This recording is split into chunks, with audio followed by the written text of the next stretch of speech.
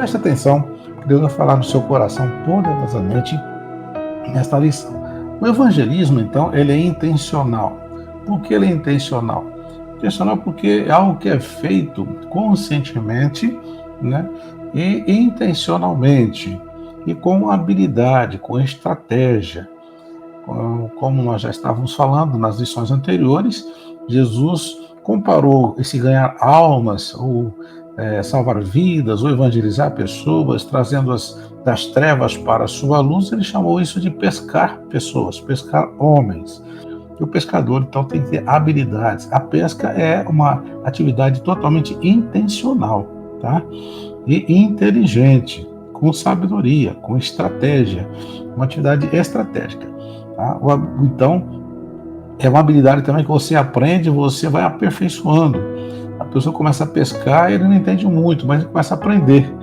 E mesmo que seja um pescador amador, você vai aprendendo técnicas de pescar, pescar em alto mar, pescar no rio, pescar na lagoa, enfim, que tipo de isca usar, e como você vai se preparar para essa pesca, levando anzóis e todo o material que é necessário. Então, a pesca é intencional, o evangelismo é intencional. Você está rodeado de pessoas no mar da perdição, nesse oceano do mundo, né, que vai levando as pessoas numa correnteza incontrolável para a perdição. Mas elas têm que ser salvas. Tá? E você, então, faz aqui o papel do salva-vidas. Né? Pessoas estão morrendo. Você imagina aquela enchente que houve em Petrópolis recentemente, ou inundações, ou até tsunamis, e aquela água vem levando, arrastando pessoas, arrastando casas, arrastando tudo. Assim hoje é a correnteza do mundo. Em Efésios capítulo 2 diz que nós estávamos assim sem Cristo, sendo levados pela correnteza, né, pelo curso desse mundo, né, fazendo a vontade da carne e dos pensamentos, e éramos por natureza filhos da ira. Quer dizer, não éramos filhos de Deus, filhos da ira, porque praticávamos tudo contrário à vontade de Deus. Mas Deus, que é riquíssimo em misericórdia, que nos amou, então, pela graça nos salvou. Por isso que você não fez nada para se salvar, nem pode fazer nada para salvar, a não ser crer na graça. Então, pela graça sois salvos mediante a fé. Isso não vem de obras para que ninguém se glorie. Eu estava citando esse texto exatamente para dizer que nós estávamos sendo levados para uma correnteza, e essa correnteza continua puxando você. Vamos comparar você hoje num barquinho que está no rio com uma correnteza muito forte, contrária à sua direção. Então, se você parar de remar, o rio vai te levar, e vai te levar para uma vida insensível às coisas de Deus, vai esfriando na fé. Até eu costumo sempre dizer, sabe o que você precisa fazer para esfriar na fé? Para você ficar estagnado, ou para você perder todo o seu zelo por Deus, é só não fazer nada, é só parar de orar, parar de ler a palavra, parar de evangelizar, e a correnteza te leva, tá? Então, hoje nós temos muitos desigrejados, pessoas que estão decepcionadas com a igreja, com o pastor, com o missionário, com o apóstolo, com irmãos em Cristo, alguns até com Deus, culpando Deus, ou esperavam uma expectativa de que Deus fizesse isso ou aquilo na sua vida, por não conhecer o caráter de Deus, não conhecer a vontade de Deus, então se decepcionaram com Deus. Deus não decepciona ninguém, mas as pessoas se decepcionam porque com expectativas erradas, que Deus fosse um Papai Noel distribuindo brinquedinhos, ou como se fosse o mago da lâmpada, que você aperta ali, ele faz a tua vontade, você faz algo, ou como se fosse um escravo seu, que você tem que, e Deus tem que correr atrás de você, fazendo tudo o que você quer. Pessoas estão decepcionadas porque não conheceram o caráter de Deus, não conheceram a nossa posição. Nós somos pecadores, irremediavelmente perdidos, não tinha a mínima chance de estar na presença de Deus, a não ser que ele providenciasse um meio, e o meio foi enviando seu próprio filho, né? E esse filho, então, ele veio aqui para ser o caminho, nos levando de volta, ou trazendo de volta a Deus, tanto que ele disse, eu sou o caminho, a verdade e a vida, ninguém vê ao Pai, senão por mim. Então, agora você que crê no Evangelho, entende o caminho, fique firme nesse caminho, não se desvie desse caminho. Olha, ele não se iluda, o caminho é estreito, mas o caminho largo, que parece tudo mais fácil, é o caminho que leva à perdição. Mas o caminho estreito é o caminho da santidade, o caminho da renúncia, o caminho da negação própria.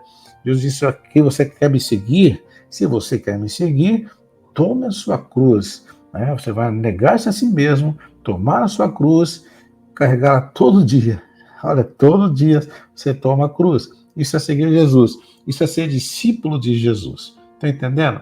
Então, alguns estão desigrejados, por quê? Porque foram discípulos de Jesus. Porque os discípulos, quando entendem que ele é o mestre, você é apenas discípulo, que ele é o Senhor, você é apenas um servo, e que ele é Deus e que você está aqui apenas pela graça e misericórdia, você não vai mais ficar esperando Deus faça o que você quer, mas vai fazer como Jesus fez naquela oração no Getsemane. Pai, se possível, afasta de mim esse cálice, mas não seja feita a minha, mas a tua vontade. Então eu falo, Deus, eu queria isso ou aquilo. Eu queria que o Senhor tirasse essa tribulação, que o Senhor me tirasse esse problema. Mas Deus não vai te livrar. Paulo estava numa situação tão difícil, ele estava sendo até atormentado, era uma perseguição, algo que não explica direito, ele chama de espinho na carne, ele orou várias vezes, e ele orou intensamente, ele sabia o que era oração, ele era um homem de fé, um homem de poder, um homem de milagres, mas uma hora Deus falou, eu não vou te atender, Paulo, mas minha graça te basta, porque o poder se aperfeiçoa na fraqueza.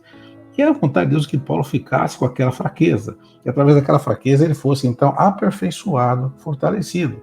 Então, olha, você que é um ganhador de almas, não fique iludindo as pessoas, não oferecendo um evangelho fácil, né, do mar de rosas, porque Jesus falou, no mundo tereis aflições, né, mas tendo bom ânimo, eu venci o mundo. Também não fica também colocando o evangelho como fosse uma cruz pesada, insuportável, porque na verdade ele te ajuda a carregar, uma vez que você descanse nele, aprenda a descansar no Senhor. Vinde a mim, todos vós que estáis cansados e oprimidos, eu vos aliviarei. Essa é a palavra de Jesus te convidando para uma vida, vou dizer assim, né? Tomai sobre vós o meu jugo. Então você toca o seu jugo pelo jugo dele, né? Eu falo assim, porque meu fardo é leve e meu jugo é suave. Na verdade, os mandamentos de Deus não são pesados, desde que você viva na presença de Deus e permita que o Espírito Santo então desenvolva em você os frutos, né, do caráter de Deus, chamados frutos do Espírito. Aí vai ficando fácil, né? Você não vai mais se preocupar tanto com problemas, com coisas, e ser santo, e ser poderoso. Deixa na mão de Deus. Seja apenas o que Ele quer que você seja. Um dia você vai estar diante do tribunal de Deus. Ele não vai perguntar quantos milagres você fez, ou se milhões de vidas, ou se você fez isso ou fez aquilo. Ele vai perguntar se você fez o que Ele mandou você fazer. Então, para cada um de nós, Ele tem uma missão. Ele espera que você cumpra esta missão. Está entendendo? Então, você tem uma missão, sim. Você não nasceu por acaso, você nasceu com o propósito de Deus. Agora que você é discípulo de Jesus, conheça cada dia esse propósito, viva nesse propósito. E um dos propósitos de Deus é que você seja uma testemunha dele aqui, seja um representante dele aqui, seja o embaixador do reino dele aqui. Está entendendo? Você é embaixador, representante. Jesus nos enviou fazer as obras dele e no nome dele. Olha, quando alguém empresta o nome dele para alguém, é uma coisa de muita confiança. Se você falar assim, olha, você pode usar o meu nome e comprar o que você quiser ali em tal lugar, ou usar o meu nome para ir em tal lugar, usar o meu nome para poder abrir certas portas e que você pode abrir, a pessoa não pode, ou você vai no meu nome para resolver tal problema, é porque você tem confiança nessa pessoa, porque ela vai usar o seu nome e a partir daí alguém vai fazer algo por ela, mas por causa de você, não por causa dela. Então, quando Jesus ele diz, vocês vão no meu nome, quer dizer, no nome de Jesus, é um crédito de muita confiança. Vocês vão, no meu nome, curar os enfermos, expulsar os demônios, vocês vão libertar os cativos, de graça recebestes, de graça dai. Amém? Aleluia. Então, estamos aqui nessa série para que você possa entender que você é um ganhador de alma nato. Você nasceu para isso. Amém? Vamos colocar aqui alguns pontos importantes. Para você ser um ganhador de almas, você precisa estar bem preparado, tá? Então, um obreiro para ser aprovado, ele precisa ser preparado. E quando Paulo fala a Timóteo, uma exortação muito forte, ele fala assim, procura apresentar-te a Deus aprovado, como obreiro que não tem que se envergonhar e que maneja bem, ou maneja corretamente a palavra da verdade. Está dizendo para Timóteo, não faça de qualquer jeito. Prepare-se, Timóteo, para que você seja aprovado. E você, se você for aprovado, não vai ter nada que se envergonhar, você vai fazer bem a obra que Deus confiou a você. E você, para isso, tem que manejar bem, manejar corretamente a palavra da verdade, que é a palavra de Deus. Então, um ganhador de almas, a primeira coisa que ele tem que se preparar, né? Ele tem a convicção do chamado dele, tem a convicção da necessidade dele levar a mensagem, que ele é o mensageiro, é a mensagem que salva, mas ele é o mensageiro. Como nós estávamos dizendo, o que é mais importante, a mensagem ou o mensageiro? Lógico, a mensagem que salva. Vamos lá para Romanos capítulo 10, né? Lá diz assim, se as pessoas ouvirem, a fé vem pelo ouvir a palavra de Deus, né? Mas como ouvirão se não há quem pregue?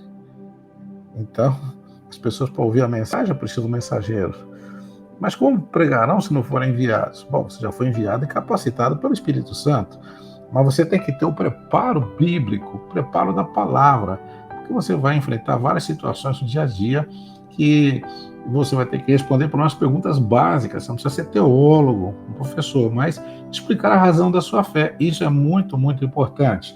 Então, senão você vai passar vergonha. Você vai tentar falar de Jesus e você vai, ao explicar o Evangelho, ao explicar os fundamentos da salvação, né, há algumas implicações importantes que você precisa ter bastante convicção. Então, temos aqui algum ponto importante, né?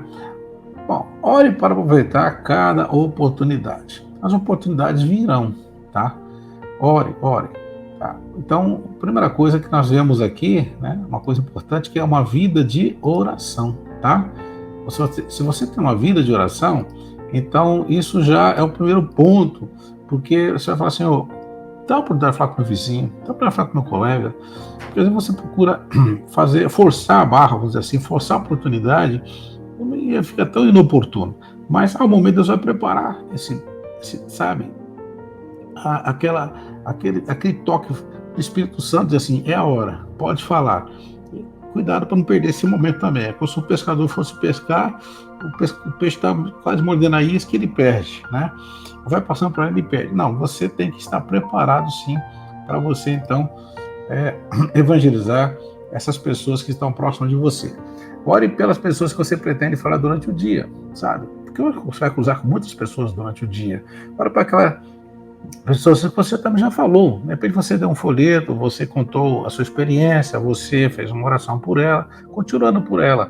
Ore para que Deus faça perceber as necessidades espirituais das pessoas e que lhe seja dita uma palavra oportuna. São alguns conselhos, porque se você é um ganhador de almas, você tem que ter uma vida de oração. Então, ore pelas pessoas que você pretende falar, que você vai passar pelo seu caminho.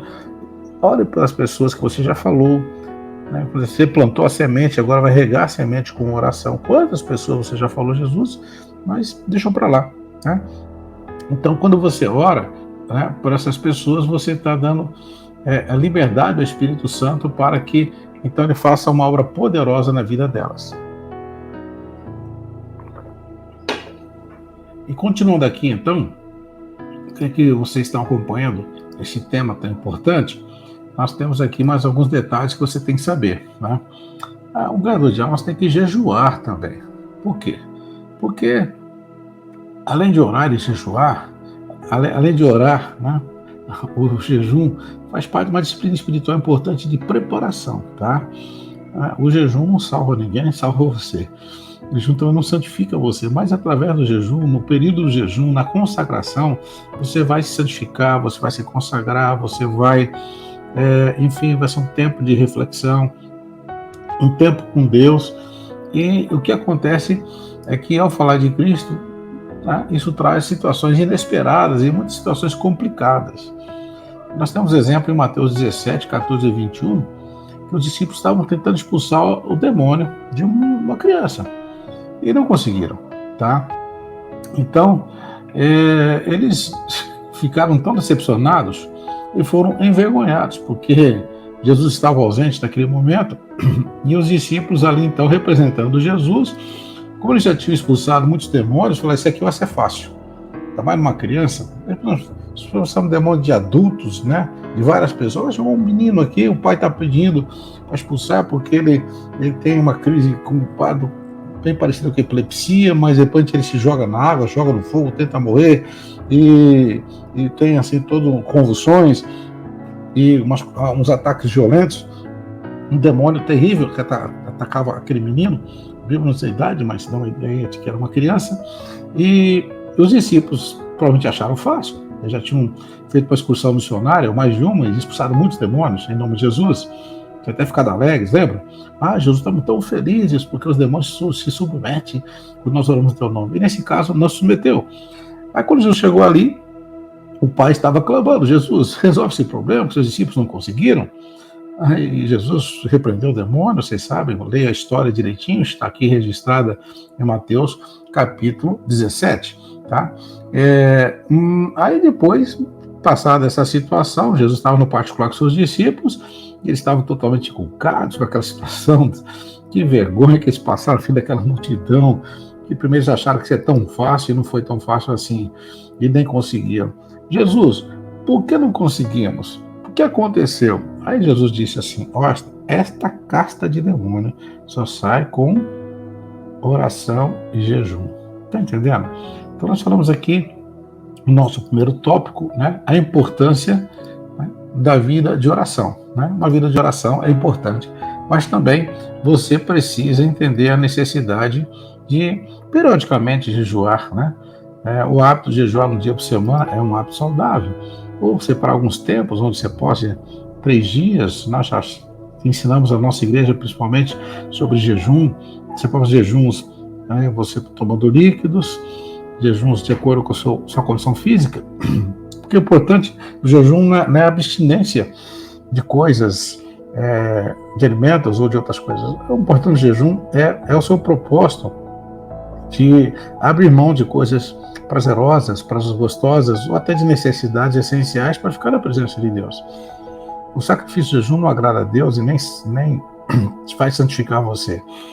Na verdade, tem gente que faz jejum para mudar Deus, né? Olha, já pedi tanta coisa para Deus, ele não deu, agora o jejum é para ele dar. O jejum não muda Deus, o jejum muda você, tá bom? O jejum, então, não é para mudar Deus, mas mudar aquele que jejua. Então, jejum para que seja transformado por Deus. Porque você não vai manipular Deus através do jejum. Alguns falam que é um jejum bem ridículo, né? Eu já vi pessoas assim: olha, eu até fiz um jejum, estou fazendo um jejum de Coca-Cola para poder constatar o bênção, né? Por causa do namorado, por causa do emprego, por causa de um carro. Fiz um jejum de chocolate. Sei, tudo bem, cada jejum pode ter a sua natureza, pode ter a sua importância. Né? Quem sou eu para julgar o seu jejum? Porque a Bíblia não especifica, só fala que o jejum é abstinência de coisas, né, essenciais. Mas também não coloca tempo de jejum, apesar que cita alguns jejuns prolongados, como o de Moisés, de Elias, depois o próprio jejum de 40 dias. Mas dá a entender que os discípulos jejuavam, até porque todos os judeus jejuavam, inclusive os fariseus jejuavam 2 vezes por semana. Tá? E outras religiões jejuam também. Por exemplo, os muçulmanos têm um mês por ano que eles chamam de Ramadã, onde eles jejuam durante o dia todo. Né? Eles não podem comer desde o nascer do sol até o pôr do sol.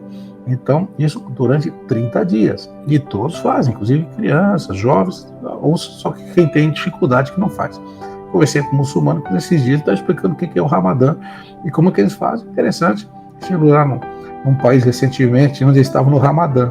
E a vida deles segue normal, trabalhando, fazendo todas as coisas e tal, mas jejuando e indo lá na mesquita ou fazendo suas orações de acordo com os rituais deles. Estou citando isso apenas porque se eles podem ficar 30 dias assim, nós cristãos podemos ficar também, não é verdade? Tá? Então é muito comodismo, né? Da nossa parte não ter uma vida de jejum e oração. É como se fosse assim: bom, nós somos salvos pela graça de Deus e tudo é pela fé. Quando jejum parece uma coisa meio de sacrifício, né? Olha, se for por sacrifício, Deus não se agrada. Mas se for com um ato de adoração, um ato de busca de intimidade, Deus vai se agradar assim, vai se manifestar. E Jesus disse que isso faz parte, porque ele falou assim: essa casta de demônios, aquela casta que eles estavam enfrentando ali, aquele menino, era uma casta, né? Esse tipo de demônio, essa gangue, assim, só sai com jejum e oração. Então, também faz parte do ganhador de alma. Se você quer vencer todas as batalhas, além de ser alguém de uma vida de oração, ter prática do jejum como disciplina espiritual, tá? Essas disciplinas são muito importantes porque vão conduzir você a um outro nível, tá? Esse nível de santidade e estar mais preparado, tá? Outra coisa importante, né? Busque conhecer a palavra de Deus, estude, se aprofunde, tá? Nós já citamos aqui, logo no começo, 2 Timóteo 2,15, procura apresentar-te a Deus como obreiro aprovado, né? O aprovado como obreiro que não tem de que se envergonhar, mas que maneja bem a palavra da verdade. E Pedro também fala sobre isso aqui, 1 Pedro 3,15, né? Fala assim, olha, vocês estejam sempre preparados para responder, né, aqueles que perguntam sobre a razão da esperança que é em vós. As pessoas vão questionar, por que você crê assim? Por que você espera em Deus? Por que você fala que está salvo? Que eles acham que você, alguns deles nos julgam assim, arrogantes, só vocês são salvos? Só vocês são filhos de Deus? Aí você tem que explicar que não é que nós somos arrogantes, que somos mais importantes, é que a graça de Deus é que nos habilita, nos possibilita a sermos chamados filhos de Deus e da salvação, que está disponível a todos os homens, mas você tem que saber explicar isso para as pessoas, tá? Vai parecer uma pessoa arrogante, ignorante, até às vezes parecendo alguém que discrimina os outros, né? Então, sabe, nós somos salvos, eu sou salvo, você não é, como se fosse um mérito próprio. Não, somos salvos pela graça de Deus. Mas Pedro fala assim, esteja preparado para responder a razão da esperança. A esperança da vida eterna, né, que começa aí a volta de Jesus, que se aproxima, e aquele que partir antes, que vai ficar guardando a ressurreição, vai ter a mesma esperança, né? A esperança da vida eterna com Deus, amém? Então, é extremamente importante o conhecimento bíblico na evangelização, pois é de Cristo que temos que falar. Às vezes você fala muita coisa e não vai no ponto central. Aqui em Atos 8, 29 e 39, é outra parte tão interessante, uma passagem que conta do Filipe, aquele diácono que depois se transforma num grande evangelista, sai de Jerusalém, vai para Samaria, lembra? E acontece várias coisas ali, mas depois Deus manda, o envia a um caminho deserto, e onde ele encontra ali um eunuco que na sua carruagem estava voltando para a Etiópia. E ele, inclusive, é muito importante, esse homem lia o profeta Isaías, no capítulo 53, não estava entendendo. E o Filipe entrou naquela carruagem, né, como o Espírito Santo ordenou, e perguntou para ele, você está entendendo o que você está lendo? Ele falou, não estou entendendo. Não sei, aqui se fala do próprio profeta, fala de outra pessoa. E a Bíblia diz aqui em Atos capítulo 8, que Filipe, começando por essa passagem, anunciou-lhe Jesus. Olha, ele começou por aquela passagem, 53, sou Cristo. Quem sabe você vai começar anunciando por outra passagem. A pessoa está comentando o tempo, comentando uma guerra que está acontecendo uma pandemia, ou comentando o desastre, ou comentando uma coisa, um filho que nasceu, enfim, sabe, algo que ganhou, algo que perdeu, não importa. Você pode ali citar um texto bíblico que, começando dessa escritura, anunciar quem? Anunciar Jesus. Então, o diabo não fica contando uma história só, ou falando tantas outras coisas. Ele sabe que o objetivo principal é chegar no ponto central da mensagem do Evangelho, que é o próprio Cristo. Tá? Então, é de Cristo que você tem que falar. Muita gente fica discutindo religião, discutindo costumes, discutindo credos. Não perca tempo com isso. Ame as pessoas. Seja um cristão que vive Cristo, demonstra Cristo. Até alguém disse assim, olha, fala de Cristo de todas as maneiras. E, se necessário, use palavras. Assim, então, mais importante do que ficar falando é você viver. Mas quando tiver que falar, fale biblicamente correto e mostre Cristo através da Escritura. Tá bom? Aleluia. Isso não é tão difícil se você estiver preparado. Então, prepare-se. Né? Outra coisa que você deve perceber também, que onde você está é um campo missionário. Você hoje trabalha com Uber, né, por exemplo, é muito comum as pessoas ter o carro para trabalhar. Olha, tem passageiro ali, um campo missionário. Você é um professor, é um campo missionário. Você é enfermeira, é um campo missionário. Você trabalha numa empresa, ali no escritório, ali é um campo missionário. A sua família é um campo missionário. Então, a escola, a família, o trabalho, a vizinhança, o ônibus, onde você estiver, é um campo missionário. Paulo aproveitava bem as oportunidades. Por exemplo, menciona ele em várias situações, evangelizando várias situações. Por exemplo, chegou numa certa cidade, ele foi para a beira do rio para orar, encontrou ali mulheres que estavam talvez reunidas ou lavando roupa, alguma coisa, e Paulo evangelizou. Foi ele que ele começou uma igreja numa certa cidade. Depois ele também até foi preso, e lá também ele ganhou muita gente para junto, inclusive o carcereiro. Então, Paulo aproveitava bem as oportunidades. Então é interessante você saber que missionário é aquele que tem missão. Quem tem a missão de Deus é você. Então você é um missionário. Mas a missão não é aquele que vai lá para a África, vai para os países longínquos, vai para outras terras. Não, esse também é para terras distantes, mas você é um missionário do campo missionário onde você convive. Então, lembrando o seguinte, olha, presta bem atenção, escreva essa frase, né? Cada discípulo de Cristo é um missionário. E todo coração sem Cristo é um campo missionário. Ou você encontrar pessoas sem Cristo, dentro da sua própria casa, ali é um campo missionário. O seu filho não segue a Jesus, é um campo missionário. Seu esposo não segue Jesus, é um campo missionário. Seu vizinho ainda não conhece Jesus, é um campo missionário. Por quê? Porque ele está irremediavelmente perdido se não aceitar Jesus. Lembra de João 3,16? Deus amou o mundo de tal maneira que deu seu Filho unigênito para que todo aquele que nele crê não pereça, mas tenha vida eterna. Em outras palavras, quem nele não crê, perece e não tem a vida eterna, tem a perdição eterna. Já pensou seu filho, seu amigo, seu vizinho, seu parente? Ele é um campo missionário.